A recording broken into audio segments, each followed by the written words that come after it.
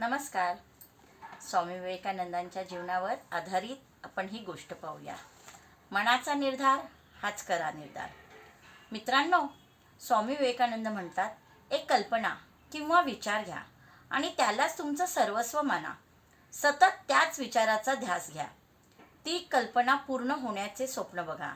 तुमचा मेंदू, तुमचे स्नायू, तुमच्या शरीराचा कण न कण त्या विचाराने भारून टाका.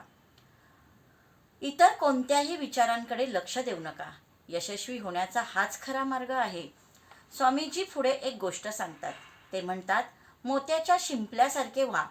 असं समजलं जातं की स्वाती नक्षत्राच्या वेळी पाऊस पडतो. त्या पावसाचा थेंब जर शिंपल्यात पडला तर त्या थेंबाचा मोती होतो. शिंपल्यांना हे माहीत असतं. म्हणूनच ज्यावेळी स्वाती नक्षत्र उगवते त्यावेळी शिंपले पाण्याच्या वर येतात आणि पावसाच्या थेंबाची वाट पाहत पाण्यावर तरंगत राहतात. पावसाचा थेंब शिंपल्यात पडताच शिंपला आपले कवच पटकन मिटतो आणि थेट समुद्राच्या तळाशी जातो.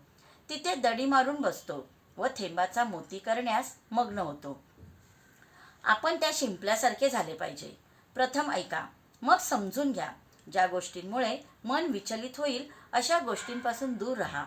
वेगवेगळ्या कल्पनांच्या मागे लागल्यास शक्ती वाया जाते. म्हणून आपल्या विचारांना चिकटून राहा. त्यासाठी मनाचा निर्धार करा. मित्रांनो, स्वामीजींनी जणू काही हे आपल्यालाच सांगितले आहे असं वाटतं ना.